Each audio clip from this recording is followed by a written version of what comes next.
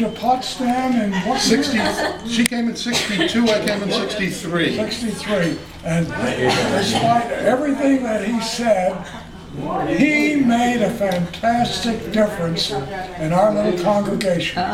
He corralled the students who still come and whom he's still friendly.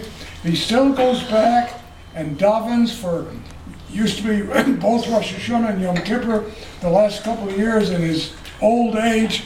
He only goes for Yom Kippur, and he's as much responsible for keeping Judaism alive in the North Country as anyone. It's a bit much. I will tell you one story which I think you'd appreciate and tell you the age we lived in. My mother died my first week in high school, my senior year in high school, 62. I got to Potsdam. I'd never been up there beforehand. I went there because I was going to be a music student. And being a New York City boy, there was no doubt in my mind, Friday night I'd walk down to synagogue to say Kaddish. Friday night I walked down, first I was there Thursday morning for orientation. Friday night I walked down to the synagogue and it was dark.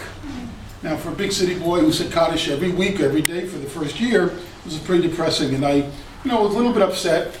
In those days there was rotary phones and they were, what do you call them, when you shared lines together. Party line.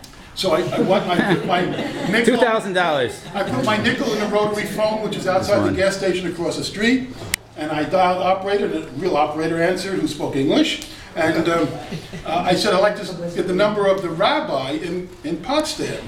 And she laughed. She said, "Rabbi? There's no rabbi in Potsdam, but I know a Jewish dentist."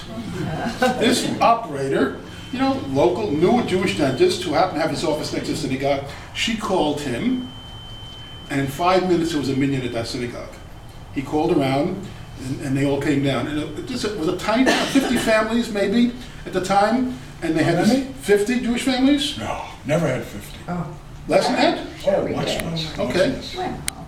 Kept this building going. Kept the fact that someone needed to say Kaddish in 5 minutes. They had that minyan, and of course, we were always invited to meals at their homes, because they were trying to marry off their kids to the Jewish students coming to Potsdam.